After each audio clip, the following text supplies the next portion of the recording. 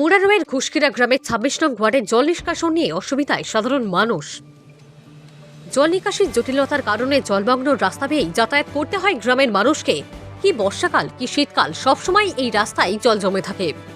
এলাকাবাসীদের অভিযোগ, বারবার পঞ্চায়েত তথা বিডিওর কাছে দরবার করেও কোনো সুরাহা মেলেনি। এলাকাবাসীদের আরও অভিযোগ, রাস্তায় বাম্পার দেওয়ার ফলে এই দুর্গন্ধযুক্ত জল জমে থাকে। রাস্তার কিছুটা দূরে দূরে নিকাশির দুর্গন্ধ জলের কারণেই এই বিপত্তি বলে গ্রামবাসীরা জানিয়েছে। মুরারোয়ের বিডিও অতি সত্বর এই সমস্যা সমাধান করে দেবেন বলে গ্রামবাসীরা আশাবাদী।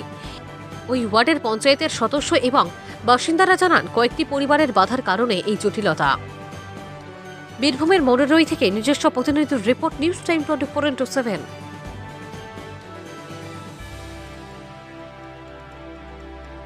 এক ফোঁটা পানিতে যেতে চলতে নোংরা পানি এসব অসুবিধা। তো এটা সমস্যার সমাধান এটা হচ্ছে না, এটা হচ্ছে না কেন এটা হচ্ছে না এরকম? কেন কে মানে বাধা দিচ্ছে, কে কি কারণে?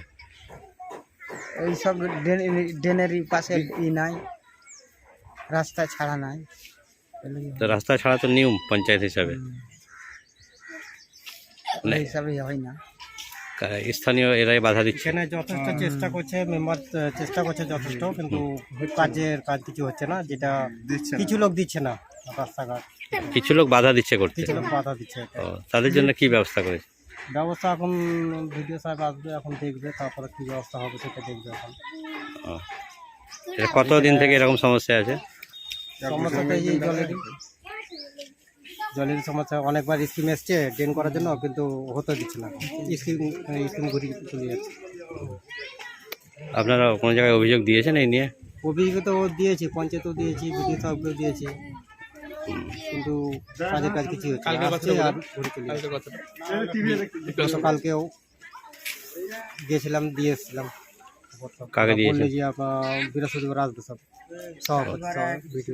সভাপতি ভিডিওকে দিয়েছেন? ও, ঠিক আছে। কি নাম আপনার? ভিডিও